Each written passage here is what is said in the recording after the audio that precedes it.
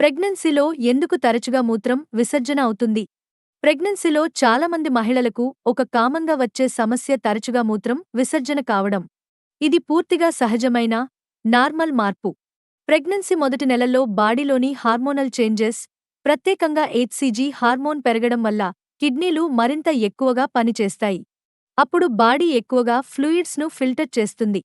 దాంతో మనకు తరచుగా మూత్రం రావడం మొదలవుతుంది.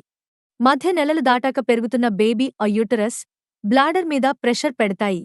బ్లాడర్ పూర్తిగా ఫిల్ కాకపోయినా కూడా మూత్రం పోవాలనే ఫీలింగ్ ఎక్కువ అవుతుంది. ఇది ప్రమాదం కాదు. ఇది గర్భధారణలో సర్వసాధారణం. కానీ మూత్రం పోగానే మంట, నొప్పి, దుర్వాసన లేదా జ్వరం ఉన్నట్లయితే అది యూటీఐ సంకేతం. వెంటనే డాక్టర్ను సంప్రదించాలి. తరచుగా మూత్రం రావడం ప్రెగ్నెన్సీలో ఒక సాధారణ శరీర మార్పు. నీళ్లు తాగడం తగ్గించకుండా, డీహైడ్రేషన్కి గురికాకుండా ఉండటం చాలా ముఖ్యం. ఇలాంటి మరెన్నో ఆసక్తికరమైన సమాచారం కోసం మా ఛానల్ను సబ్స్క్రైబ్ చేసుకోండి.